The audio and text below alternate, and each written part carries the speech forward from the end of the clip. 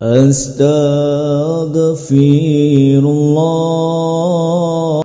Bismillahirrahmanirrahim. Assalamualaikum warahmatullahi wabarakatuh. Alhamdulillah wassalatu wassalamu ala rasulillah wa ala alihi wa sahbihi wa mawala wa la hawla wa la quwata illa billahi wa ba'du. Taib, malam ini kita masuk pada surah Al-Qadar. Surah Qadar atau Al-Qadar dalam tertib Al-Quran masuk pada surat yang ke-97 dengan jumlah ayat 5, jumlah kalimat 30 dan jumlah huruf 114. Dan suratul Qadar adalah surah Makkiyah,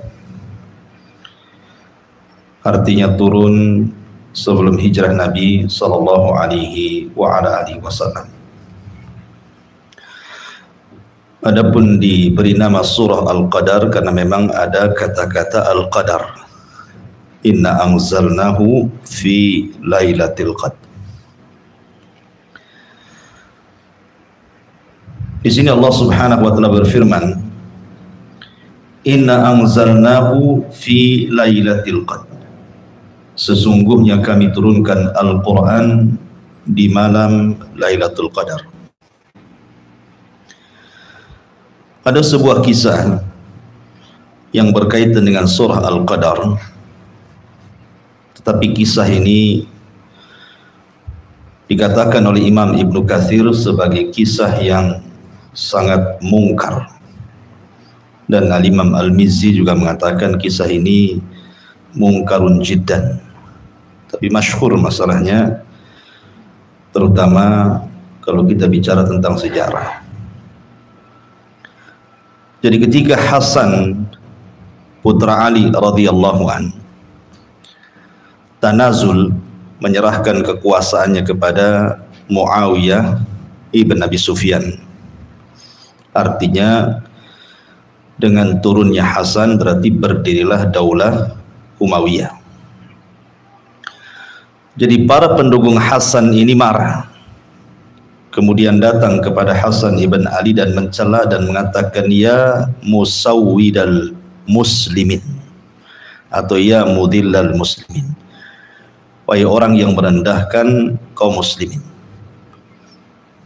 Jadi mereka mencela Hasan dan mengatakan, wahai orang yang merendahkan kaum muslimin, kenapa kau berikan kekuasaan kepada Muawiyah, kan gitu. Harusnya kamu tetap bertahan dengan kekuasaan itu. Tetapi mereka, orang-orang yang mencela Hasan ini tidak paham bahwa Nabi SAW pernah bersabda kepada Hasan ini, oh di antara cucuku ini akan ada satu orang, apakah itu Husain atau Hasan, yang akan mendamaikan dua kekuatan yang hendak berperang. Rupanya dimaksud hadis ini adalah Hasan ibnu Ali. Karena ketika pasukan hendak berperang antara kubu Hasan dan Muawiyah, maka Hasan lebih baik mengalah dan menyerahkan kekuasaan kepada Muawiyah, sehingga tahun itu disebut Amul Jamaah, tahun persatuan. Kan di zaman Ali kan perang terus, maka di zaman Hasan terjadi persatuan. Artinya apa yang dikatakan kepada Hasan dicelaan, Rasul ngomong lain, orang ini ngomong lain. Sampai akhirnya Hasan mengatakan, jangan kau cela aku, karena aku pernah mendengar Nabi SAW bersabda. Jadi suatu ketika Nabi SAW naik ke atas mimbar, kemudian diperlihatkan kepada Nabi SAW bahwa salah satu dari Bani Umayyah tiba-tiba naik ke atas mimbar. Maksudnya tiba-tiba berkuasa. Kemudian Nabi SAW terasa sempit dadanya. Kenapa bisa Bani Umayyah naik tahta dan menguasai kaum muslimin sementara cucunya masih ada kan? Maka Allah Subhanahu wa taala menghibur Nabi sallallahu alaihi wasallam dengan menurunkan 2 surat dan mengatakan, ya Muhammad, jangan sedih karena Bani Umayyah berkuasa. Karena Allah Subhanahu wa taala berikan kepadamu 1, inna a'tainakal kautsar, dan yang kedua, inna anzalnahu fi lailatul qadr. Maka dengan turunnya 2 surat ini tenanglah hati Nabi sallallahu alaihi wasallam. Kemudian Rasul mengatakan, sesungguhnya kekuasaan Bani Umayyah tidak akan kurang dari khairu min alfi syahrin, tidak kurang dari 1000 bulan.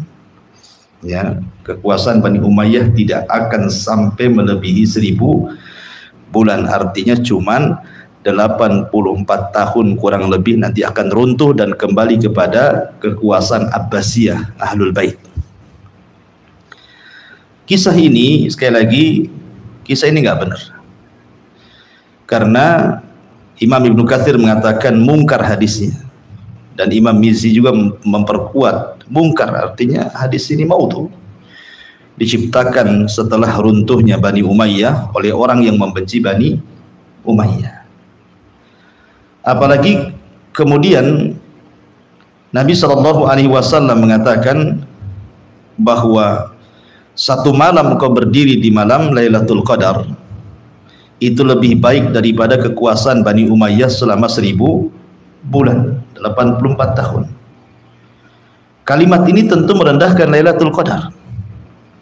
Kalau bahasa Arabnya, jangan kau samakan pedang dengan tongkat, nggak akan sama. Kalau Anda menyamakan pedang dengan tongkat, sama dengan merendahkan pedang. Harusnya kalau menyamakan, jangan pedang dengan tongkat, pedanglah dengan pisau gitu kan. Nah, mungkin agak sedikit imbang. Masa pedang dengan tongkat disamakan? Ya enggak, merendahkan pedangnya namanya. Masa malam Lailatul Qadar disamakan dengan kekuasaan Bani Umayyah? Kan merendahkan Lailatul Qadar namanya. Makanya kata para ulama, hadis ini tidak benar, hadis ini mungkar. Ya. Apalagi ikhwatu fillah muliakan Allah Azza wa Jalla, kalau kita melihat kekuasaan Bani Umayyah itu, kekuasaan Bani Umayyah ini, kita tahu bahwa ketika Ali bin Abi Thalib radhiyallahu anhu jatuh kemudian meninggal di tangan Abu Lulu al-Majusi, Abdurrahman ibn Mulzam, seorang Khawarij. Kemudian kekuasaan jatuh kepada Hasan, tapi 6 bulan saja kan. Jadi antara jarak Hasan menyerahkan kekuasaan kepada Muawiyah bin Abi Sufyan dan berdirinya Bani Umayyah dengan runtuhnya Bani Umayyah itu lebih daripada 100 tahun. Artinya ini saja sudah tidak sinkron gitu ya. Kalau memang kekuasaan Bani Umayyah itu cuman 1000 bulan, dari fakta saja sudah menyalahi. Makanya wajar kalau ulama kemudian melemahkan riwayat itu. Baik, kita masuk pada tafsir daripada surah Al-Qadar. Allah Subhanahu wa taala berfirman, "Inna anzalnahu fi lailatul qadr." Sesungguhnya kami turunkan Al-Qur'an di malam Lailatul Qadar. Kalimat inna, sesungguhnya kami, Quran sering menyebutnya inni, sesungguhnya aku. Inna, sesungguhnya kami. Apa bedanya aku dengan kami? Orang Arab kalau berbicara menggunakan dhamir jama', nahnu, kami, biasanya hendak mengagungkan sesuatu. Maka ketika Allah Subhanahu wa taala menyebut dengan kalimat inna, sesungguhnya kami, bukan inni, sesungguhnya aku menurunkan. Setiap kalimat yang jatuh setelah dhamir jama' dalam Al-Qur'an, pasti setelahnya Allah akan menyebutkan sebuah perkara besar, perkara yang sangat agung, dan biasanya bicara tentang perbuatan Allah. Kalau ini sesungguhnya aku, biasanya bicara tentang zat Allah sendiri. innani anallah, sesungguhnya aku adalah Tuhan kalian. Berarti bicara tentang dirinya.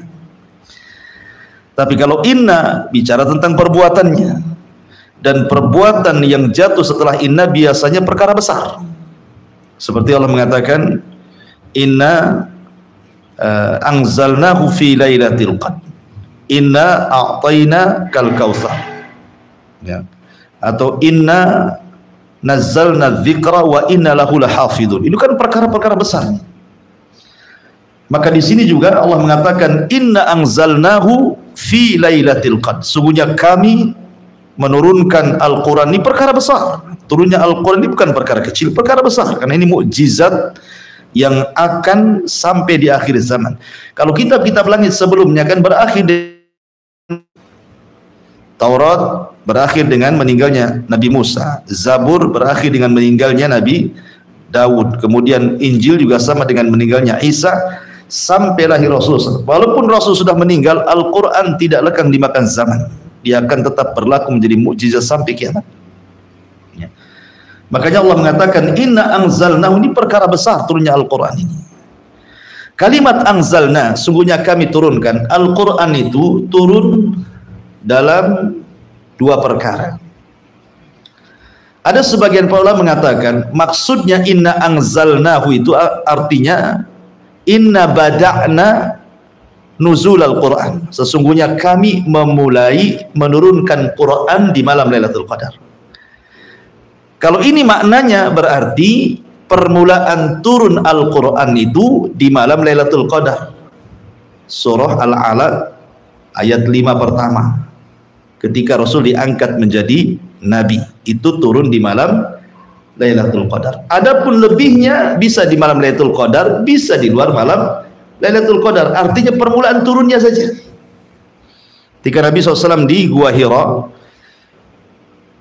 tahannut, tafakur di situ, tiba-tiba Jibril datang dalam bentuk manusia, kemudian memeluk Rasul SAW. Ya, biasalah salaman, kemudian berpeluk gitu ya.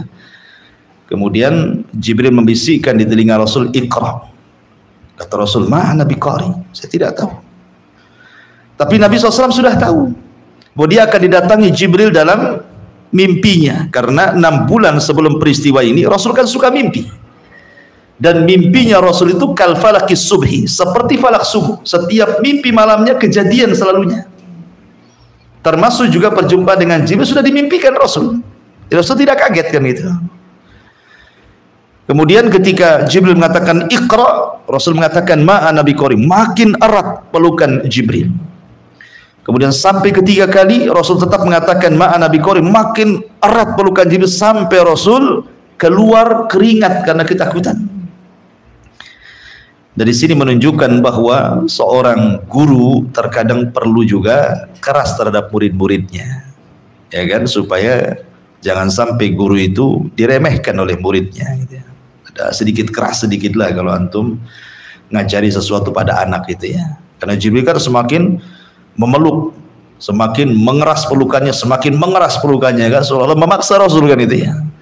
Tapi karena Rasul mengatakan ma'ana biqari, saya tidak bisa baca, barulah Jibril kemudian mengatakan Iqra bismi rabbikal ladzi khalaq, khalaqal insana min 'alaq, Iqra wa rabbukal akram alladzi 'allama bil qalam 'allamal insana ma lam ya'lam. Lah, 5 ayat ini turun di malam Lailatul Qadar.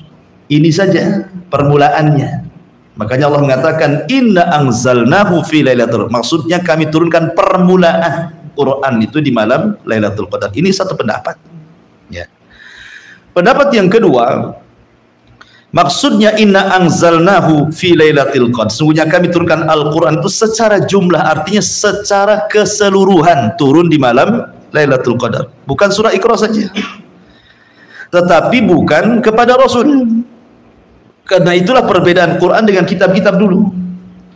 Kalau kitab dulu seperti Taurat langsung diberikan secara langsung, hari itu dikasihkan semua. Satu kitab kepada Musa, Zabur satu kitab kepada Daud, kemudian satu kitab kepada Isa. Quran tidak. Quran itu turun munajjaman, mufarraqan, ayat per ayat selama 23 tahun disesuaikan dengan peristiwa dan kejadian. Lalu apa maksudnya turun 30 juz itu Di malam Lailatul Qadar maksudnya turun dari Lauhil Mahfud, kemudian diturunkan ke langit dunia. Ada satu tempat namanya Baitul Uzza. Nah, disitulah Quran ditaruh. Jadi pertama Allah Subhanahu wa ta'ala ciptakan kolam. Kemudian Allah mengatakan, wahai kolam, wahai pena, catatlah segala sesuatu yang akan terjadi sampai kiamat dibangkitkan. Maka kolam mulai mencatat apa yang difirmankan Allah, termasuk juga Quran. Maka ketika Nabi SAW diutus akan menjadi seorang Nabi dan Rasul, maka Allah turunkan Al-Quran langsung 30 juz dari Lauhil Mahfud ke langit dunia yang disebut dengan Baitul Uzza. Di sini Al-Quran diletakkan di langit pertama. Yang kita lihat langit pertama itu. Baru setelah itu Allah Subhanahu wa ta'ala turunkan munajjaman mufarraqan, ayat per ayat. Seperti kalau Rasul ditanya tidak bisa, maka turun satu ayat jawabannya. Atau ada kasus seperti para sahabat ketika mencari cincin Aisyah di padang pasir gitu kan. Mereka belum ada ayat, akhirnya mereka terpaksa pulang cepat-cepat ingin sholat, takut hilang waktunya. Kata Rasul, turun ayat. Kenapa kau tidak tayamum saja kan gitu ya? Turun ayat gitu ya. Jadi seperti itu, ada peristiwa turun ayat, ada peristiwa turun ayat, dan itu selama 23 tahun baru sempurna 30 juz diturunkan kepada Nabi SAW. Tetapi turunnya Al-Quran, Al-Quran itu bukan hikayah an kalami Jibril, bukan hikayat kalam Jibril. Jibril kemudian menyadur dari Lauhil Mahfud kemudian disampaikan kepada Rasul, bukan.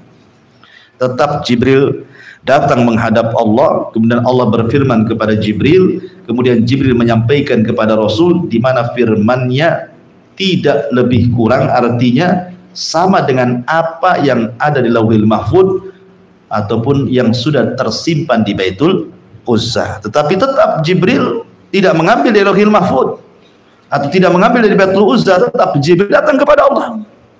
Ya, karena Al-Quran itu kalamullah masalahnya, bukan hikayah an kalamillah, bukan hikayat dari kalam Allah, bukan. Quran itu kalamullah.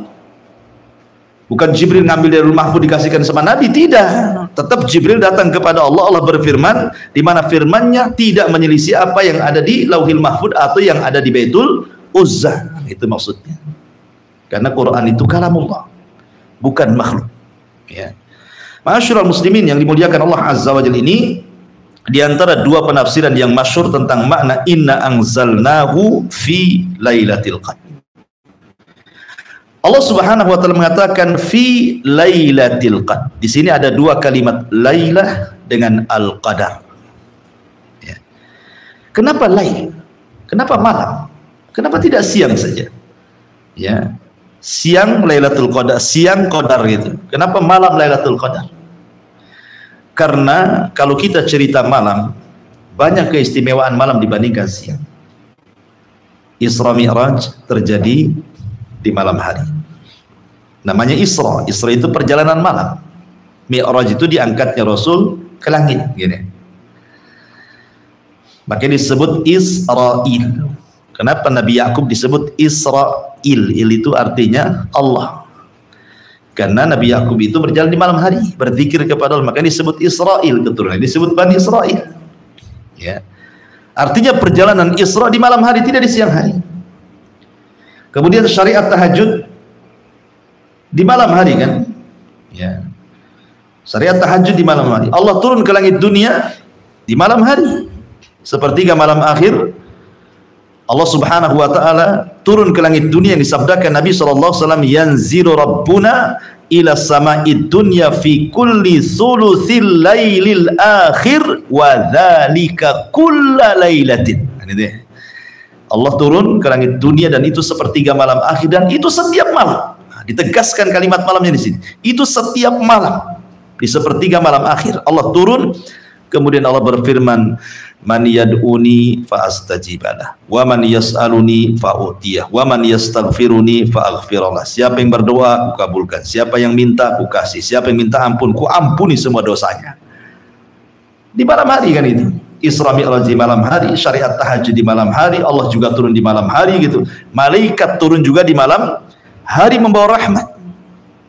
wa Qur'anal fajri kana masysikan para malaikat. Ya.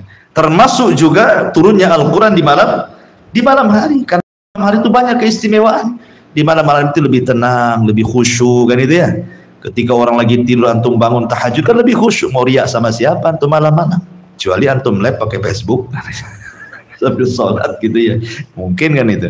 Artinya malam lebih khusyuk dibandingkan siang. Makanya Allah pilih malam sebagai turunnya Al-Quran, dan hanya satu malam saja Lailatul Qadar gitu ya. Satu malam, artinya malam itu merajai seluruh malam dalam setahun. Adapun disebut qadar itu memiliki 3 makna. Ya. Al-Qadar ini ada yang mengatakan bahwa qadar itu artinya malam yang sangat mulia. Kalau orang Arab biasanya fulan dzatu qadarin, si fulan itu memiliki keistimewaan. Nah, gitu ya. Berarti malam itu disebut malam Lailatul Qadar karena banyak keistimewaan. Ya, bagaimana tidak? Malaikat turun, Jibril turun, dan orang yang beribadah satu malam sama dengan 84 tahun beribadah, atau bahasa Quran disebut 1000 bulan kan itu ya. Dan banyak keistimewaannya. Wajar kalau disebut Lailatul Qadri. Itu satu makna. Makna yang kedua disebut qadar artinya sempit qadar itu. Makanya ada ayat yang mengatakan faman qudira alaihi rizqu falyunfik. Kalau Anda disempitkan rizkinya, banyak-banyak infak. Antum punya kunci motor? Tinggalkan motornya untuk saya. Antum jalan kaki, besok dapat mobil. Jadi faman qudira alaihi rizqu falyunfik. Kalau antum disempitkan oleh Allah rizkinya supaya dilapangkan, banyak infak. Berinfak dalam niat untuk memperbanyak harta, nggak ada masalah. Apa masalahnya? Bukankah Rasul mengatakan mana qasa min mali sadaqah, tidak berkurang harta yang disedekahkan. Ya. Jadi kenapa kemudian malam itu disebut sempit Lailatul Qadri? Qadri itu malam yang sempit karena malaikat, kata Imam Ibnu Katsir ketika memberikan catatan kepada ayat surah Al-Qadar ini, ketika turun dari langit ke bumi ini, adaduhum aktsar min adadil hasa, jumlah mereka jauh lebih banyak dibandingkan jumlah kerikil di bumi. Satu truk kerikil saja antum tidak bisa ngitung. Ini malaikat lebih banyak dibandingkan jumlah, akhirnya berdesak-desakan, jadilah sempit bumi itu. Ya, ini satu makna. Makna yang ketiga Lailatul Qadri, kenapa disebut qadar? Karena qadar itu diambil dari qada wal qadar. Nah, ada qada, ada qadar. Artinya malam ditentukan takdir. Jadi takdir itu ada yang sifatnya sifat umum, dan itu ada di Lauhil Mahfuz.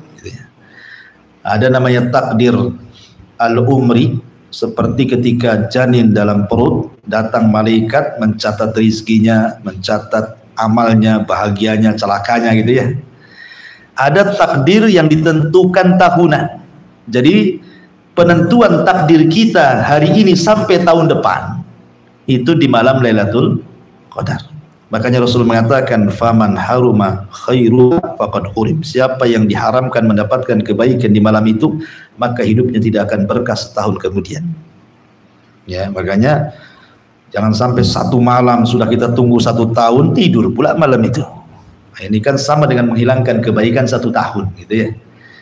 Nah, ada takdir harian, karena Allah itu kan setiap hari sibuk menghidupkan, mematikan, ngasih rizki, nyempitkan, ngasih musibah, ngasih senang. Setiap hari Allah seperti itu. Ya. Jadi fi kulli yaumin huwa fi sya'n. Pada setiap hari Allah itu punya kesibukan sendiri. Nah, jadi takdir terbagi 4. Itu disebut Lailatul Qadri karena malam itu penentuan takdir 1 tahun. Inna anzalnahu fi Lailatul Qadr. Kemudian Allah mengatakan wa ma adraka ma Lailatul Qadr. Al-Imam Sufyan Ibnu Uyainah, seorang alim min ulama'il Makkah, ya, guru daripada Imam Syafi'i. Imam Syafi'i itu masih remaja. Kalau sudah dapat tazkiyah, rekomendasi dari Imam Sufyan Ibnu Uyainah, berarti rekomendasinya luar biasa, umam dunia. Dia ngasih rekomendasi kepada Imam Syafi'i umur 15 tahun jadi mufti. Gitu ya. Jadi mufti ngasih fatwa. Bahkan sebelum 15 tahun usianya, sebelum balik sudah dibolehkan jadi mufti. Sampai ada kisah Imam Syafi'i itu ketika Ramadan gitu ya. Ada orang yang bertanya karena kecapean gitu ya, haus. Nah, akhirnya minumlah Imam Syafi'i kayak gini. Nah. Jadi ditanya, ya Imam Syafi'i, Ramadan, kenapa kau minum? Kata Imam Syafi'i, saya kan belum balik. Saya belum balik katanya kan. Orang belum balik kan belum wajib puasa kan itu ya. Nah, seperti itu Imam Syafi'i ya. Tapi kan dia sudah cerdas, belum balik sudah mufti, subhanallah. Ya 9 tahun sudah hafal Quran, 12 tahun kitab hafal kitab Muwatta'nya Imam Malik, 14 tahun sudah jadi mufti. Oh, luar biasa Imam Syafi'i. Kalau untuk baca biografinya takjub kita ini. Ya. Jadi Sufyan ibnu Uyainah memberikan catatan, kalau ada dalam Al-Quran kalimat wama adrak, adrak itu fi'lul madhi, fi'lul mudhari'nya yudrik, adraka yudrik. Biasa dalam Quran itu dua kalimat selalu ada itu, wama adrak dengan wama yudrik. Ya, al-qari'atu mal-qari'ah wama adraka mal-qari'ah. Di sini ada adraka kan. Al-haqqah mal-haqqah wa ma adraka mal-haqqah. Inna anzalnahu fi lailatul qadr wa ma adraka ma lailatul qadr. Selalu Quran tuh menyebut kalimat adrak. Artinya, tahukah engkau Lailatul Qadar? Kalau disebut adrak kata Sufyan ibn Uyainah, pasti Allah setelahnya akan memberitahu. Tetapi kalau menggunakan fi'il mudhari, wa ma yudrik, pasti setelahnya Allah tidak akan kasih tahu. Itulah bedanya. Kalau pakai fi'il madhi wa ma adrak, setelahnya Allah kasih tahu apa yang dimaksud pertanyaan itu. Tapi kalau pakai fi'il mudhari, setelahnya Allah tidak kasih tahu. Contoh umpamanya, wa ma yudrik la alla sa'ata takunu qariba. Ya. Wa ma yudrik, tahukah kamu bahwa sebenarnya kiamat itu telah dekat? Dan setelahnya tidak dijelaskan karena memang tidak ada yang tahu kiamat. Kiamat itu kan kegaiban kan. Hanya Allah saja yang tahu. Tetapi kalau menggunakan fi'il madhi adrak, pasti setelahnya dikasih tahu. Wa ma adraka ma lailatul qadar, baru lailatul qadri khairum min alfi syahr. Langsung ditafsirkan. Itu faedah bahasa lah ya. Dari Sufyan ibn Uyainah rahimahullahu ta'ala. Wa ma adraka ma lailatul. Kenapa dibuat sebuah pertanyaan istifham? Karena besarnya perkara yang sedang diceritakan di sini. Wa ma adrak, tahukah kamu apa Lailatul Qadar itu? Oh, berarti ini kan ada perkara besar nih. Seperti kalau saya mau buat semacam kejutan kepada antum kan, pastikan dirahasiakan dulu. Ya, surprise namanya, apa itu? Nah, nanti baru dikasih tahu kan itu ya. Disembunyikan dulu baru dikasih tahu. Wah, berarti ini perkara besar nih, kejutan. Wa ma adraka ma Lailatul Qadar. Baru Allah mengatakan Lailatul Qadri khairun min alfi syahrin. Lailatul Qadri khairun min alfi syahrin. Karena malam Lailatul Qadar lebih baik daripada 1000 bulan orang yang beribadah. Suatu ketika Nabi SAW bercerita di hadapan para sahabat seperti ini. Dulu di zaman Bani Israel ada dua orang yang tidak pernah maksiat seumur hidupnya kepada Allah Azza wa Jalla, dan dia beribadah kepada Allah kalau malam salat, kalau siang jihad dan puasa selama 1000 bulan. Ceritakan di hadapan para sahabat, takjublah para sahabat, mana ada orang tidak pernah maksiat 1000 bulan gitu kan, luar biasa tuh. Ya.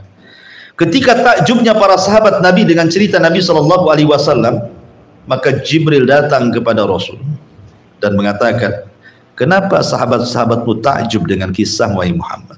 Sesungguhnya Allah Subhanahu wa ta'ala telah turunkan satu malam untukmu dan untuk umatmu yang jauh lebih baik dibandingkan dua Bani Israel yang tidak maksiat beribadah selama 1000 bulan. Kemudian diturunkan ayat Inna anzalnahu fi lailatul qadr wa ma adraka ma lailatul qadr lailatul qadri khairum min alfi syahr. Malam Lailatul Qadar jauh lebih hebat dibandingkan 1000 bulan atau Anda beribadah selama 84 kurang lebih tahun. Begini kawan, kalau kita mendengar satu ayat dibacakan, bagaimana dakwahnya Nabi Nuh alaihi salatu wassalam, alfasanatin illa khamsina ama. Nuh itu berdakwah saja 1000 tahun dikurangi 50 tahun, artinya usia dakwahnya Nabi Nuh itu berapa? 950 tahun. Kalau diglobalkan dengan usia semuanya dari awal hidup sampai wafat, berarti 1400 tahun kurang lebih ya, itu usianya Nuh. Artinya usia orang dulu itu panjang-panjang, sampai ada seorang ibu menangis gara-gara anaknya meninggal. Ditangisi anaknya, zaman dulu tapi ya. Udah ditanya, kenapa kau menangis wahai ibu? Kata ibu, saya menangis sedih anak saya meninggal. Memang berapa usia anakmu? Sittina sana, 60 tahun. 60 tahun usia anak kan itu. Itu zaman dulu 60 tahun masih remaja, anaknya meninggal, rupanya 60 tahun. Nah kalau sekarang 60 tahun ya kakek-kakek mati lah. Ya kan? Tapi kan zaman dulu kan usianya panjang-panjang gitu ya. Oh, makanya usia orang dulu itu sampai ratusan tahun, di atas 1000. Tapi kalau kita melihat umat Rasul, siapa di antara kita, antum punya tetangga atau dalam keluarga antum yang ada melebihi 100 tahun? Kan jarang. Jarang sekali. Biasanya sebelum 100 tahun udah mati orang tuh. Apalagi sering saya katakan di zaman sekarang orang mudah mati kan, orang mudah mati. Dengan banyaknya kena virus saja banyak orang mati. Ya, nggak kena virus ya kena yang lain. Di jalan aja tiap hari kita bisa melihat orang mati, kadang-kadang masih remaja, anak sekolah gitu kan. Artinya makin ke sini itu walaupun sudah dibatasi usia, kata Rasul, umatku ini usianya berkisar antara 60 sampai 70 tahun saja. A'maru ummati baina sittina was sab'in. Kemudian kata Rasul, wa qalilun ma yajuzu dzalik. Jadi usia umatku itu berkisar 60 sampai 70 tahun. Kalaupun ada yang lewat 70 tahun, itu sedikit. Sedikit. Ada yang di atas 100 tahun ada, tetapi sedikit sekali dibandingkan dengan yang di bawah 100 tahun. Pasti sebelum 100 tahun itu atau sebelum 70 tahun kebanyakan meninggal dibandingkan yang di atas itu. Dari sini menunjukkan bahwa umat dulu itu memang Allah anugerahkan usia sampai ratusan tahun, bahkan sampai ribuan tahun. Tapi kan umat Islam itu usianya cuma 60 sampai 70 tahun saja. Itu mayoritas. Kalau di atas itu kan minoritas sedikit ya. Artinya bahwa logika ya, kalau usia pendek dengan usia panjang secara amal saja beda. Kalau usia panjang kan itu bisa sholat lama, bisa mengumpulkan pahala banyak gitu ya. Kalau usia pendek tidak bisa kita banyak-banyak mengumpul pahala karena terbatas usia. Sehingga ketika usia pendek tidak mungkin juga beramal panjang. Karena amal itu disesuaikan dengan usianya kan.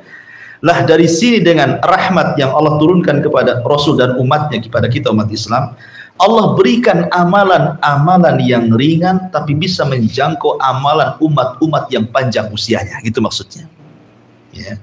Coba kalau seandainya Lailatul Qadar, anggaplah orang itu balik, laki-laki lah kita ambil 15 tahun, kalau perempuan kan 9 tahun atau ihtilam atau haid ya. Jadi kalau seandainya di usia 16 tahun seseorang itu mendapatkan satu malam Lailatul Qadar, kemudian dia meninggal di usia 60 tahun, berarti berapa dia mendapatkan malam Lailatul Qadar itu? Nanti kalikan 84 tahun kan? Kan sama dengan usianya panjang juga kan? Bisa ratusan tahun juga kalau seandainya memang dibentukkan dalam bentuk usia kan? Kita pamannya 10 kali saja mendapatkan Lailatul Qadar, 10 kali saja. 10 kali 84 tahun kan? Sama usianya panjang juga jadinya kan, jatuh-jatuhnya. Dan itu kita habiskan untuk ibadah gak ada maksiat. Ya. Artinya bahwa Allah ingin menjelaskan bagaimana fadlu Lailatul Qadar, keutamaan Lailatul Qadar luar biasa gitu kan. Artinya jangan pernah sedih. Memang usia umat dulu panjang-panjang, amalannya panjang-panjang, tapi kita bisa menjangkau umat dulu dengan cara apa? Taharrau Lailatul Qadri, kata Rasul. Cari Lailatul Qadar itu. Karena Lailatul Qadri khairu min alfi syahrin. Biasanya kalau ngaji tafsir Lailatul Qadar, turun itu ke bumi lebih banyak jumlahnya dibandingkan kerikil yang ada di bumi. Bukan hanya malaikat, sampai pimpinan malaikat Jibril. Ruh di sini artinya Jibril. Para malaikat turun dan juga ruh. Lah, bukankah ruh itu Jibril dan Jibril bagian daripada malaikat? Kenapa dipisahkan? Kenapa mesti Jibril dipisahkan dari malaikat kan? Ini namanya atful khas alal am, mengatofkan sesuatu yang khusus kepada yang umum. Dan ini menunjukkan keistimewaan Jibril dari seluruh malaikat, dipisahkan. Karena memang dia pemimpin para malaikat. Dari sini menunjukkan bahwa Jibril tidak nganggur kan gitu ya. Karena ada orang mengatakan kan Jibril tugasnya menurunkan wahyu, Nabi tidak ada lagi. Duduk-duduklah Jibril sudah. Enak kali ngomong Anda ini. Jibril itu malaikat, dia pemimpin malaikat. Tiap hari dia memberi tugas kepada para malaikat, qada wal qadar. Ya. Jadi Jibril itu tiap hari itu penuh kesibukan memerintahkan malaikat yang lain, buatlah bumi ini gersang, buatlah bumi ini hijau, buatlah bumi ini hancur, buatlah bumi ini makmur, begitu seterusnya. Termasuk Lailatul Qadar, Jibril turun untuk memuliakan malam itu. Malam itu betul-betul dimuliakan oleh sampai Jibril turun, subhanallah. Di malam Lailatul Qadar itu, tanazzalul malaikati warruhu fiha biidzni rabbihim. Ingat, turunnya malaikat karena izin Allah. Dan turunnya malaikat di malam Lailatul Qadar itu artinya perkaranya izin Allah itu maksudnya bukan syar'i tetapi kauni.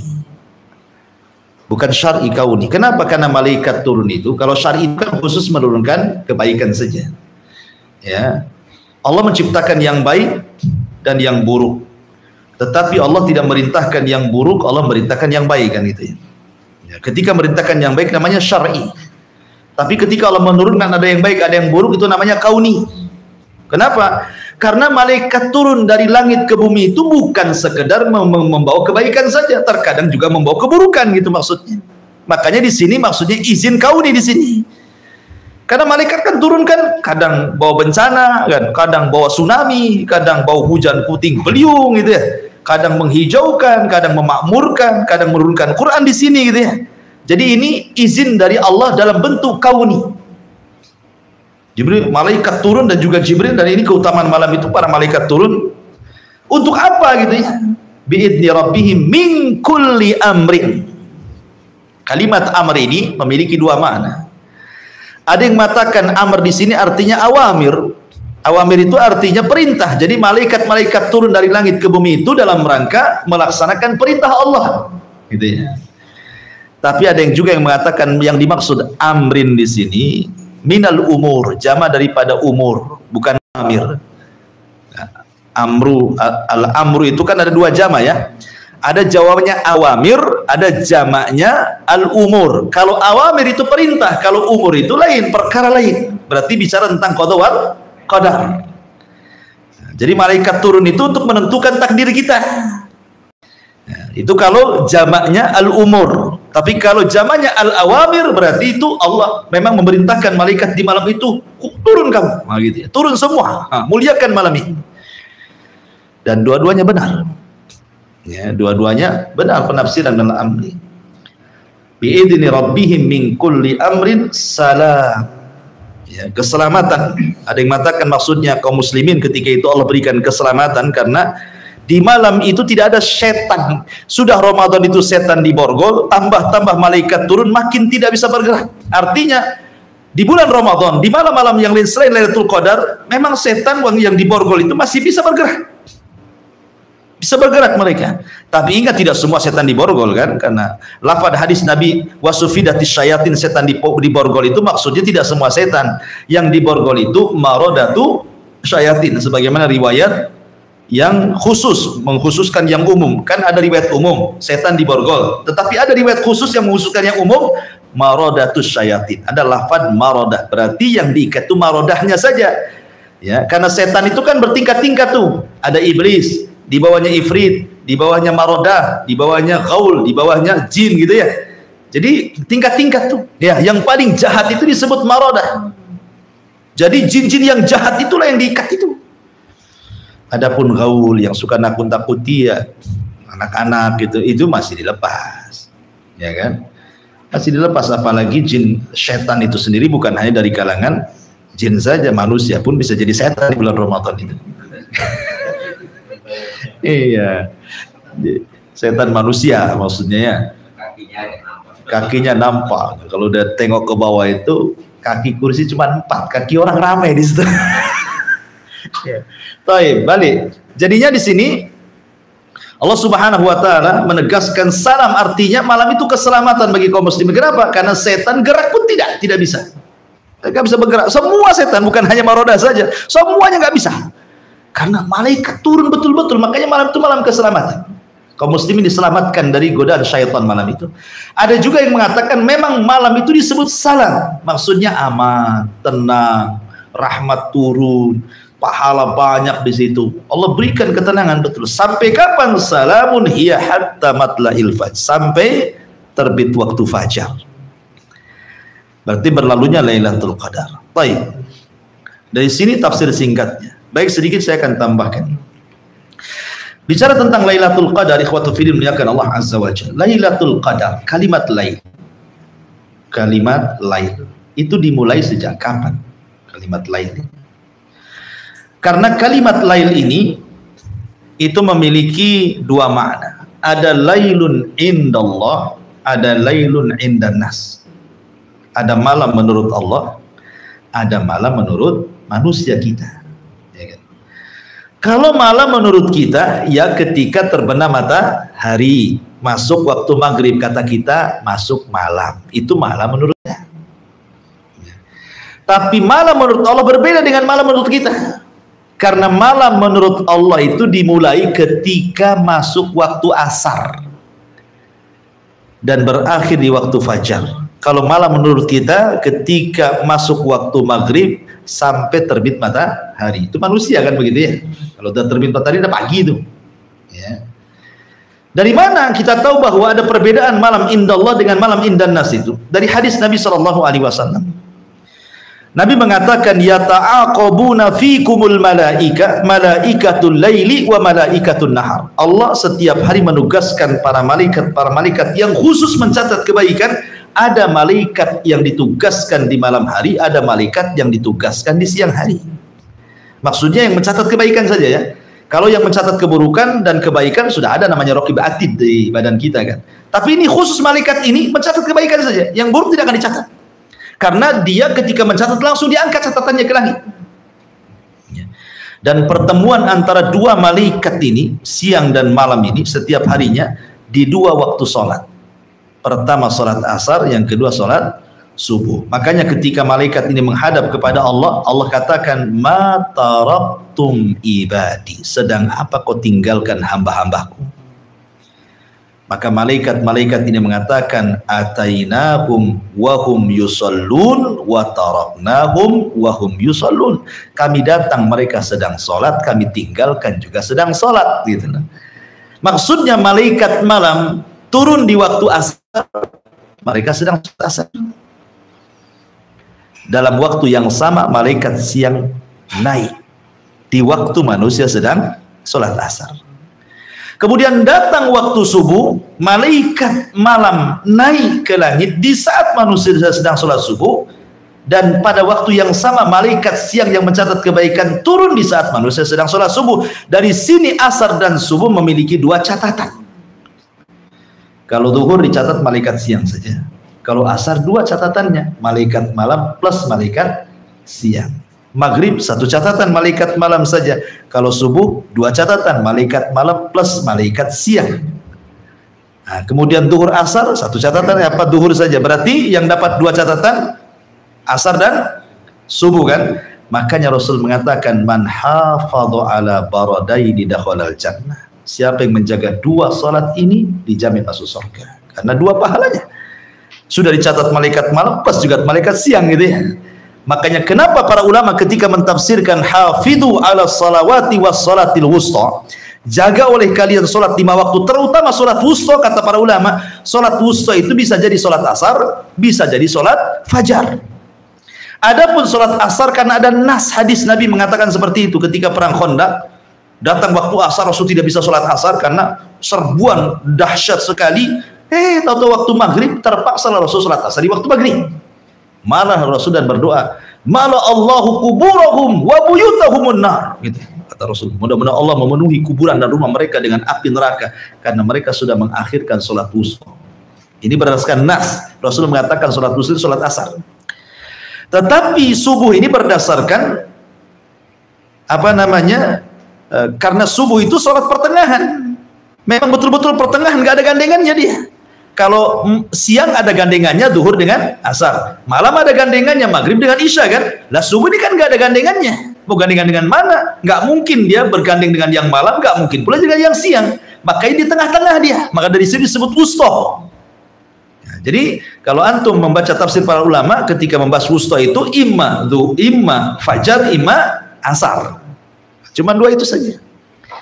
Lah dari sini kita tahu bahwa ketika Allah menurunkan malaikat malam di waktu asar. Dari sini takrif definisi malam indallah adalah ketika masuk waktu asar. Pertanyaannya, Lailatul Qadar ini dimulai malamnya menurut Allah atau malamnya menurut manusia? Itu ya. Kalau malam menurut Allah berarti Lailatul Qadar dimulai waktu asar, itu sudah masuk Lailatul Qadar. Tapi kalau malam menurut manusia berarti Lailatul Qadar ketika masuk waktu maghrib, itu maksudnya. Di sini jadi khilaf ulama. Ya. Tetapi wallahu alam, kalau saya pribadi saya cenderung kepada bahwa malam di sini adalah indallah. Malam di sini adalah indallah menurut ketentuan Allah. Makanya orang yang i'tikaf, yang mau i'tikaf 10 malam akhir masuknya di waktu asar. Fikihnya kan seperti itu. Karena malam indallah itu dimulai waktu asar. Berarti kalau sudah malam Lailatul Qadar, antum sudah bisa waktu asar, antum bisa beribadah kepada Allah. Berdoa kan kepada Allah Subhanahu wa taala. Allahumma innaka afuwun tuhibbul afwa fa'fu anni. Itu yang diajarkan Rasul kepada Aisyah ketika ditanya Rasul, kalau in adraktu lailatul qadri famada aqul, Rasul kalau saya dapat di Lailatul Qadar apa yang harus saya ngomong? Berdoa, gitu ya. Maka Rasul mendoakan, bacalah ini wahai Aisyah, Allahumma innaka afun tuhibbul afwa fa'fu anni. Taib. Lalu kapan malam Lailatul Qadar ini? Masalahnya kan tanggal ganjil itu kan 5, 21, 23, 25, 27, 29 kan? Di mana tanggal Lailatul Qadar? Sebagian ulama mengatakan Lailatul Qadar itu setiap tahun tidak akan berubah. Setiap tahun jadi tanggal itu saja. Maksudnya tanggal 27. Ada ulama yang mengatakan seperti itu. Lailatul Qadar itu hanya ada di tanggal 27 bulan Ramadan. Nah, masalahnya itu kan penentuan 27 Ramadan pun masih bingung. Apalagi negara kita ini ada yang ikut pemerintah, ada yang ikut ormas kan gitu ya. Yang ikut pemerintah umpamanya dimulai hari Kamis, yang ikut ormas hari Jumat. Ini tanggal 27-nya kapan kan? Makanya kata para ulama, karena kita tidak tahu penentuan Lailatul Qadar, kalau bisa hidupkan aja lah semuanya. Ya, supaya pas dengan 27 gitu ya. Tapi ada juga yang mengatakan seperti Imam Ibnu Utsaimin dalam tafsirnya, dia mengatakan bahwa Lailatul Qadar itu yang rajih, dan ini pendapat mayoritas para ulama. Mayoritas para ulama, artinya jumhur para ulama mengatakan bahwa Lailatul Qadar itu berganti dari malam ke malam setiap tahunnya. Boleh jadi tahun kemarin 23, boleh jadi tahun ini 27. Boleh jadi tahun ini 27, tahun depannya lagi boleh jadi tanggal 29, atau boleh jadi tanggal 21. Wallahu a'lam. Ya. Kenapa demikian? Kenapa berpindah-pindah setiap tahunnya? Supaya manusia itu menghidupkan 10 malam akhir. Ya. Karena kalimat 10 malam akhir itu untuk ganjil genapnya kita tidak tahu. Menurut kita ganjil, menurut mereka genap kan itu. Sehingga karena tidak tahulah, maka hidupkanlah 10 malam, Anda pasti mendapatkan Lailatul Qadar. Dipastikan dapat. Nggak ragu. Ya, kalau 10 malam antum hidupkan, yakin 100% antum dapat Lailatul Qadar. Ya, makanya kata Rasul apa? Taharrau Lailatul Qadri fi ashril awakhir min Ramadan. Cari Lailatul Qadar itu 10 malam akhir Ramadan. Dari sini juga ada faedah bahwa al-a'mal bi khawatimiha. Sebuah amal itu ditentukan akhirnya, bukan awal, bukan tengah. Tapi sekarang kenyataannya di bulan Ramadan, mana yang lebih ramai, di awal, di tengah, atau di akhir? Di awal, ya kan? Masjid-masjid penuh, sandal pun sudah centang perenang itu, saking banyaknya orang sampai sholat di sandal. Itu di awal tuh. 10 awal rajin, 10 tengah mulai bergeser tuh safnya, makin depan, makin depan, makin depan gitu. Bukan kita ke depan, safnya makin depan. Sudah 10 malam akhir, safnya di mall semua. Apalagi ada mall baru. Ya. Padahal penentuan amal itu kan ditentukan akhirnya, bukan awalnya kan itu. Harusnya semakin akhir kan semakin rajin orang itu. Tapi begitulah ikhwatu fiddin, terkadang manusia itu tidak digoda setan karena setan sudah diborgol, hawa nafsu pula yang goda dia. Orang itu kalau seandainya Allah tidak ciptakan setan pun orang tetap jahat. Karena kejahatan itu bukan hanya dari setan saja, dari dorongan hawa nafsu. Hawa nafsu kita lah yang kemudian akhirnya kita jadi jahat. Ditambah-tambah godaan setan, itu kejahatan terstruktur, namanya kuadrat namanya. Sudah murokab itu. Karena dua arah tuh, hawa nafsu plus setan, satu syubhat satu syahwat. Jadilah kan gitu orang itu jahat. Ya. Jadi itu diantara faedah kalimat Lailatul Qadri. Wallahu alam, ini yang bisa sampaikan. Taib, kita buka tanya jawab bagi Anda yang nonton di YouTube. Nah, silahkan nanti kita bacakan. Bagi antum yang hadir teriak saja, atau bagi akhwat silahkan layangkan surat ke atas. Wallahu alam. Taib, fadhal.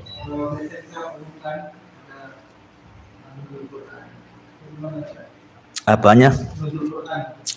Nuzulul Quran itu di malam Lailatul Qadar. Dan tadi sudah saya katakan Lailatul Qadar itu di atas tanggal 20. Bukan di tanggal 17. Tanggal 17 belum turun lah tuh Quran. Ya, Quran kan turun inna anzalnahu fi lailatul qadar. Lailatul qadar kapan? Lailatul Qadar itu di bulan Ramadan, lebih khusus lagi di 10 akhir Ramadan, lebih khusus lagi di setiap tanggal ganjil, berarti di atas tanggal 20. Nah, gitu ya. Itu nuzulul Quran tuh. Imma 21, 23, 25, 27, 29. Antara tanggal-tanggal ini lah turun Quran turun. Baik menurut pendapat yang surah Al-Alaq atau menurut pendapat yang secara jumlah turun ke Baitul Uzza di langit pertama, semua di malam Lailatul Qadar. Dan malam itu disebut Lailatul Mubarakah, malam penuh berkah. Ya, penuh berkah sekali. Wallahu a'lam. Ya, 17 belum ada Lailatul Qadar lah, antum cari Lailatul Qadar masa tanggal-tanggal pertengahan, nggak ada ceritanya. Semua orang di akhir Ramadan, bukan di pertengahan. Orang Lailatul Qadar itu di akhir. Kalau antum cari Lailatul Qadar di pertengahan sampai kiamat nggak dapat antum. Ya, nggak dapat tuh, karena nggak ada di pertengahan Ramadan itu. Di tanggal 10 sampai 20 itu nggak ada Lailatul Qadar. Lailatul Qadar itu mulainya tanggal 21 sampai ke tanggal 29 kan itu ya. Karena penanggalan Hijriah itu biasanya ganjil. Ya, tanggal Hijriah itu biasanya 29 hari. Nggak ada lebih dari 30, itu Masehi, 31 kan itu ya. Makanya kadang-kadang ada Jumat kelima katanya. Tetapi tanggal Hijriah itu kan ditentukan bulan masalahnya. Makanya kenapa kebanyakan ganjil 29, berarti besoknya sudah tanggal 1. Atau kalau bulannya tidak terlihat, berarti 1 bulan 30 hari baru besoknya tanggal 1 kan itu ya. Nah, seperti itu penentuan tanggal Masehinya.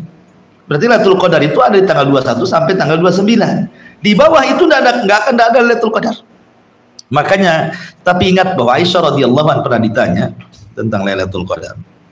Aisyah mengatakan sebagaimana Allah sembunyikan Ismul A'zam. Ismul A'zam itu nama-nama Allah yang sangat agung dalam Asmaul Husna yang kalau antum baca dalam doa pasti mustajab. Tapi Allah sembunyikan yang mana satu dari 99 nama itu. Ar-Rahman, Ar-Rahim, Al-Malik, Al-Qudus, Al-Qayyum, Al-Hayyu, nggak tahu kita yang mana satu. Allah sembunyikan. Ya. Padahal dalam 99 nama itu ada namanya Ismul A'zam, nama Allah yang paling agung yang kalau antum berdoa mengucapkan nama itu pasti mustajab. Tapi masalahnya nggak tahu yang mana satu. Makanya antum kalau berdoa disunahkan baca Asmaul Husna. Kalau antum baca semua pasti ketemu tuh Ismul A'zam itu kan. Sebagaimana Allah sembunyikan Ismul A'zam dalam Asmaul Husna, begitu juga Allah sembunyikan Lailatul Qadar di 10 akhir Ramadan, kata Aisyah. Nah, jadi cari ya 10 hari hidupkanlah pasti dapat gitu ya. Wallahu a'lam.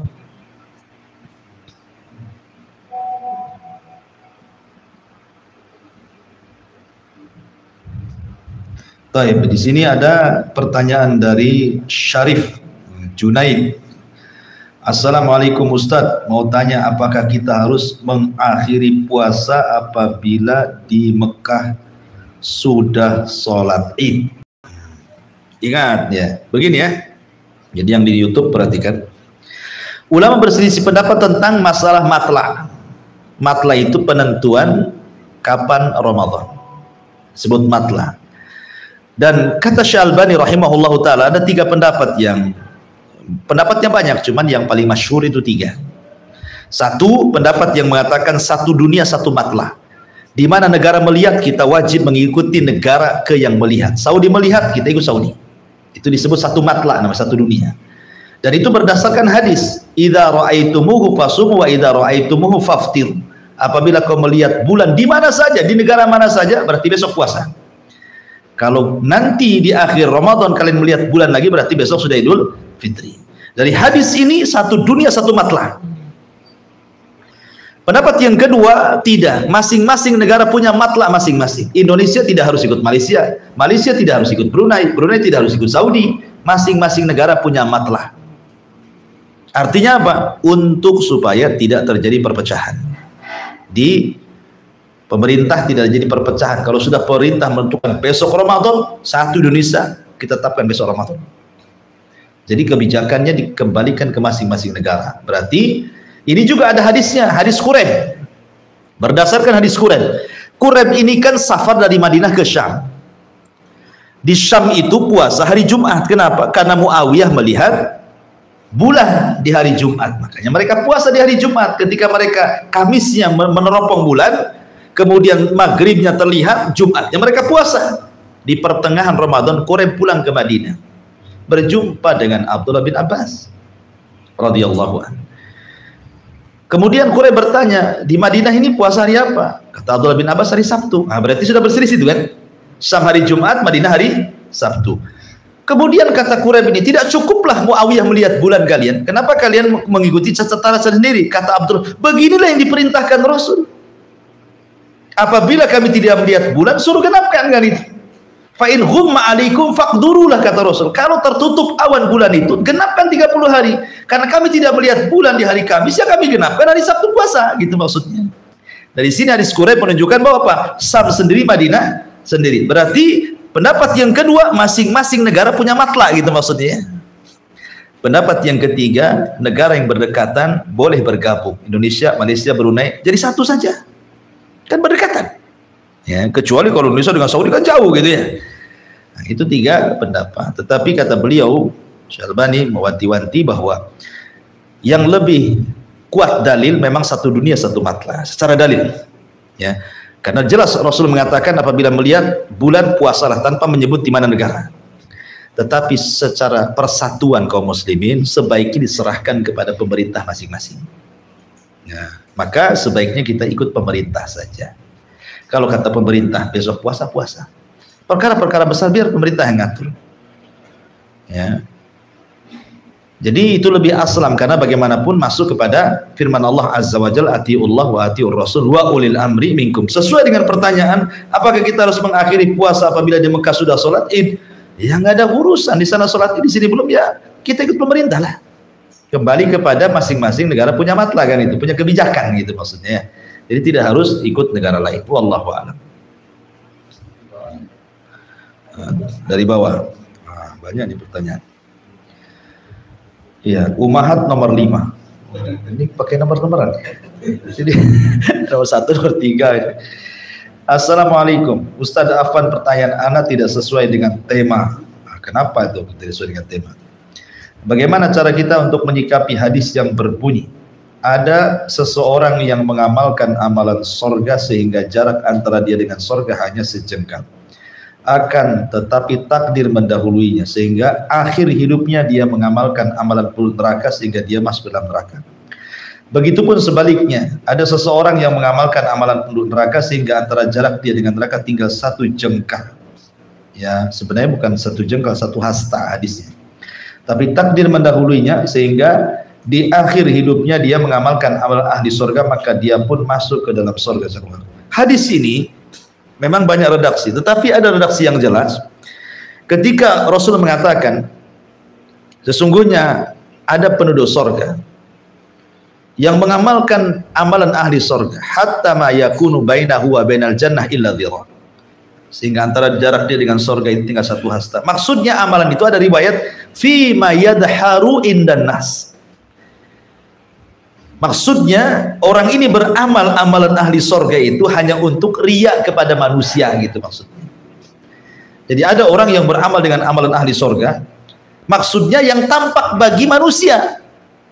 Seolah-olah manusia melihat dia itu amalannya ahli surga, padahal di hadapan Allah tidak seperti itu maksudnya. Ya. Jadi manusia melihat bahwa orang ini, wah ini kayaknya dekat dengan surga ini. Kenapa? Komusi terus, tidak pernah maksiat dohirnya, gitu maksudnya kan. Sehingga antara dia dengan, menurut kita, oh mungkin ahli surga orang itu. Saya lihat kan manusia kan kita hanya bisa melihat dohir saja kan, tidak mungkinlah batin orang itu kita lihat. Ya. Artinya bahwa hadis ini menceritakan tentang orang riya. Hadis ini menceritakan tentang orang riya karena ada kalimat fi ma yabdulin nas. Nah gitu deh riwayatnya itu. Jadi ada orang yang beramal dengan amalan ahli sorga menurut pandangan manusia gitu maksudnya. Sehingga jarak dia dengan sorga itu tinggal satu hasta. Tiba-tiba dia mengamalkan amalan ahli neraka, masuk Allah masukkan ke neraka. Ya karena amalan sorganya semua atas dasar riya. Sebab kalau seandainya dia itu betul-betul mengamalkan ahli sorga, betul-betul ikhlas tidak ada riyanya, tidak mungkin diakhiri dengan su'ul khotimah. Mustahil. Kenapa?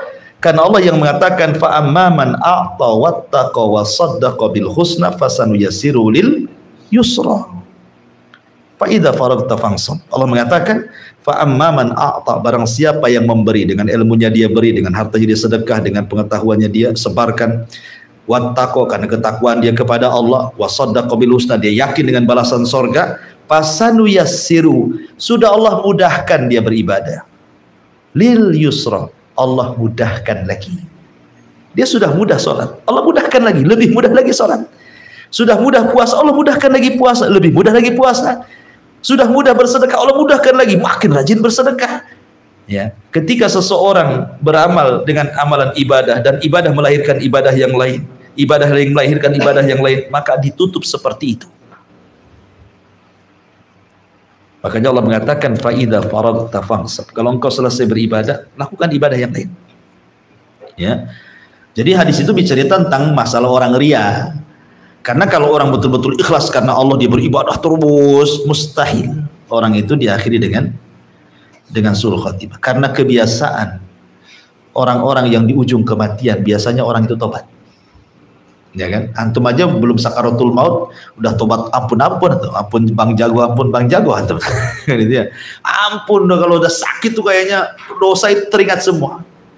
Ya kan? Rata-rata kan seperti itu orang yang sudah lagi sakit parah itu, makanya antum lihat orang yang sehat dengan orang sakit itu paling banyak yang dikira orang sakit biasanya. Enggak percaya datanglah ke Al-Bros itu. Kalau orang Islam istighfar, orang datang pun pasti nasihati, nyebut apa bingung dia. Karena suruh nyebut saja kan. Artinya bahwa kan intinya bahwa ini cerita tentang orang riya ya. Wallahu a'lam. Ada dua? Oke, kita baca lagi. Apa tanda kita mendapatkan malam Lailatul Qadar? Ah, ini baru sesuai tema. Tanda-tanda yang jelas menurut para ulama cuma satu. Tanda-tanda yang paling jelas kita mengetahui malam itu Lailatul Qadar cuma satu. Ketika sudah berlalu Lailatul Qadar. Itu yang paling jelas. Ya. Jadi memang sengaja Allah berikan tanda-tanda yang paling jelas itu justru setelah Lailatul Qadar berlalu. Dari mana kita tahu? Dari cahaya matahari. Kalau malamnya Lailatul Qadar kemudian besoknya hujan gitu ya, atau matahari kok bikin kadang-kadang kita beberapa menit saja mandang matahari tidak kuat karena silaunya, kok pagi itu enak mandang matahari, tidak silau di mata ya, la syu'a fi, tidak ada cahaya matahari, redup mataharinya. Berarti kalau mataharinya redup kayak mau hujan gitu ya, mau mendung, berarti ketahuilah malam harinya itu Lailatul Qadar ya. Tanda yang jelas itu justru ketika berakhir. Ada ulama yang berusaha untuk mencari-cari tanda-tanda. Akhirnya kemudian menyimpulkan bahwa tanda Lailatul Qadar itu malamnya la har wala bar, artinya tidak panas dan tidak dingin, sepoi enak dalam badan. Dan ini hanya bisa dirasakan orang sehat. Kalau orang demam tidak bisa lah. Kan itu. Orang demam mana bisa merasakan tidak panas tidak dingin, dia aja menggigil kan itu. Ya. Yang kedua ada ziyadatun nur, tambahan cahaya. Tidak bisa. Kita ini hidup sama listrik. Hampir di semua jalan ada tiang listrik, ada listriknya lagi. Cemana kita bisa tahu tambah cahaya? Ini hanya bisa diketahui orang yang di tengah padang pasir, yang di tengah lautan yang tidak listrik. Tahu dia ada cahaya tambahan. Ya kan? Ini diantara. Kemudian juga angin tidak terlalu ya sepoi-sepoi lah bahasanya. angin itu. Kemudian juga kalau dia ingin kalau Allah berikan taufik bagi dia mendapatkan Lailatul Qadar, Allah tambah ziyadatul iman. Imannya Allah tambahkan. Tahu antum rajin malam itu. Nggak tahu pokoknya antum rajin malam itu. Kok baca Quran enak, nggak pernah sariawan gitu. Tahu kan orang sariawan kan haus terus berhenti. Nah, atau malam itu kok enak kan dia ngaji. Qiyamul Lail. Pokoknya enak. Itu kata ulama ada ziyadatul iman. Nah, Allah berikan taufik. Tapi kalau orang malas kok malam itu ngantuk aja kan, ya, nah itu ya, karena malam kemarinnya begadang sampai siang tak tidur. Makanya sebaiknya kalau sudah tahu antum akhir Ramadan itu sempatkanlah kailulah siangnya. Ya, maksudnya tidur siang. Karena tidur siang ini manfaat untuk supaya kita bisa begadang di malam hari. Rasul itu membenci begadang setelah Isya. Tetapi khusus di 10 akhir Ramadan justru dianjurkan menghidupkan malam. Menghidupkan malam ini, ikhwan, bukan berarti harus umpamanya seseorang kemudian menghidupkan tidak tidur dari asar sampai subuh gitu kan. Kalau itu terjadi, alhamdulillah. Dan antum bisa mendapatkan hadis Nabi SAW, man qama lailatul qadrin imanan wa ihtisaban ghufira lahu ma taqaddama min dhanbi. Barang siapa menghidupkan malam dengan qiyamul lail, dengan zikir, baca Quran, penuh dengan harapan dapat pahala gitu ya, dan keyakinan bahwa itu perintah Allah, maka Allah akan ampuni dosa-dosanya. Tetapi kalau memang orang itu sudah berusaha, rupanya baru sepertiga malam antum hidupkan, antum sudah loyo tidur gitu ya, nanti 1 jam antum bangun lagi, zikir lagi ya. Nah, atau mungkin karena ada kesibukan apa sehingga hanya bisa menghidupkan sepertiga malam saja, atau 2/3 malam saja, atau separuh malam saja, tetap dapat keutamaan Lailatul Qadar. Ya, cuman kan beda menghidupkan malam Lailatul Qadar, orang yang menghidupkan full 1 malam dengan separuh malam, dengan 2/3 malam, dengan 1/3 malam kan berbeda. Seperti sholat lah. Orang sholat itu kan terkadang dapat pahala 1/10, ada yang 1/9, 1/8, 1/7, 1/6, 1/5, 1/4, 1/2 kan begitu ya. Maka orang menghidupkan malam juga sama. Ya. Tapi Anda bisa bayangkan loh. Sekarang antum baca Quran, Rasul mengatakan man qara harfa min kitabillah falahul hasanatu wal hasanatu bi asyri amsalihha. La aqulu alif lam mim harfun walakin alifun harfun lamun harfun mimun harfun. Kata Rasul, siapa yang membaca 1 huruf dalam Al-Quran saja, maka dia dapat 1 pahala dikali lipat menjadi 10 kali lipat pahala. Aku tidak katakan alif lam mim 1 huruf, tapi alif 1 huruf, lam 1 huruf, mim 1 huruf. Maknanya begini, kalau antum baca di malam Lailatul Qadar, inna anzalnahu fi lailatul qadar, 1 huruf ada inna, ada alif kan di situ. Inna. Berarti antum ketika membaca inna berarti sama dengan antum mengulang-ulang selama 84 tahun. Berarti 84 tahun kali 10 pahala. Itu 1 huruf tuh. Itu maksudnya ya. Inna, ada nun di situ. Nah, dapat lagi 10 pahala kan? Nah, berarti antum seolah-olah membaca nun ini 84 tahun kurang lebih dikali 10 pahala. Tuh. Kalau antum baca saja diulang-ulang, inna atainakal kautsar atau inna anzalnahu fi lailatul qadar, berapa tuh dapat? Ini baru 1 ibadah, baru sholat. Sekarang orang bersedekah mudah, ada handphone, ya kan? Antum bisa sedekah malam itu, bisa transfer kemana-mana kan, ke lembaga-lembaga kan, bisa aja, tidak harus keluar dari masjid. Nah, jadi kalau 1 kebaikan saja semua dikali lipatkan 84. Jadi kalau orang yang menghidupkan semakin banyak ibadah, ya semakin banyak jelas pahalanya kan, karena dilipat gandakan 84 tahun kali dengan pahala itu kan. Nah, gitu maksudnya. Nah, tetapi sebaiknya hidupkanlah malam itu semuanya. Nah, itu lebih baik. Makanya kan perlu persiapan. Nah, kalau sudah tahu ini 10 akhir Ramadan, nah siang itu banyak-banyak istirahat. Ya, kan setahun kan cuma 10 hari saja. Kalau setahun tuh lama, ketemu 10 hari, 10 hari saja. Antum loh setiap malam bisa begadang cari kuliner itu. Kadang jam 1 balik. Lailatul Qadar kok tidak bisa kan? Nggak masuk di akal. Kita bisa ngobrol sama kawan itu, apalagi udah catur, gudang garam, kopi pahit, itu. Jam 3 dia bisa begadang coba. Kok bisa tuh kayak gitu? Sementara Lailatul Qadar kok berat sekali. Makanya ini berhubungan dengan taufik. Berhubungan dengan taufik dari Allah, maka minta kepada Allah ya taufik agar bisa mendapatkan Lailatul Qadar. Wallahu a'lam. Ini ada juga pertanyaan dari Musdalifah. Assalamualaikum warahmatullahi wabarakatuh. Afwan Ustaz mau bertanya, bagaimana bagi orang ketika puasa sakit mahnya kambuh? Orang ini tidak pernah puasa ketika Ramadan. Bagaimana pendapat Ustaz? Iya. Allah mengatakan di dalam Al-Qur'anul Karim, "Faman kana minkum maridhan aw faman kana minkum maridhan." Barang siapa di antara kalian yang sakit ataupun safar. Di situ ada takdir yang tidak disebut Quran, fa'aftar. Kemudian dia membuka puasanya, membatalkan puasanya, maka Allah mengatakan hendaklah diganti di hari yang lain, kan itu. Diganti yang lain. Artinya kalau memang sakit parah dan menurut kedokteran, menurut dokter memang dipastikan kalau melanjutkan puasanya akan jadi masalah. Ya, masalah mencelakakan dirinya gitu ya. Maka sebaiknya dibatalkan puasanya. Tetapi sekali lagi sakit yang membahayakan, sakit kepala saja nggak membahayakan, tidur saja hilang, kan itu. Nanti diganti di hari yang lain, ya, diganti hari yang lain. Makanya kalau sudah tahu Anda punya penyakit mah seperti ini, maka minum obat lah ketika sahur, kan itu ya. Dah tahu dia punya penyakit mah, dibiarkan, kan itu. Disengajakan, nah, apalagi disengaja gitu supaya batal, itu udah nggak boleh lagi. Kalau sudah tahu punya penyakit, malamnya diobati, nah, supaya nanti siangnya bisa beribadah. Kan harusnya ada persiapan segala sesuatu. Tapi kalau memang Allah takdirkan Anda sakit kumat lambung udah akut gitu kan, sakit, kalau bisa membahayakan apalagi sampai kematian, batalkan puasanya. Nanti di hari yang lain kan bisa, setelah Ramadan antum qadha. Ya, ini yang pertanyaan perempuan berarti di qadha. Ingat, qadha itu bagi perempuan segera. Ini penyakitnya perempuan, qadha Ramadan nunggu Sya'ban biasanya tahun depan. Kan itu kebiasaannya. Nah, memang Aisyah itu mengganti qadha Ramadan di Sya'ban karena memang Sya'ban itu ada keistimewaan di mana Rasul lebih banyak puasa sunnah hampir 1 bulan di bulan Sya'ban, kan, karena memang tempat diangkatnya amalan. Makanya Aisyah mengakhirkan qadha sampai Sya'ban. Tapi jangan pula mendekati Ramadan. Kenapa? Karena perempuan itu ada haidnya. Ada haidnya masalahnya, kan. Berarti kalau memang Sya'ban, dari permulaan Sya'ban Anda qadha.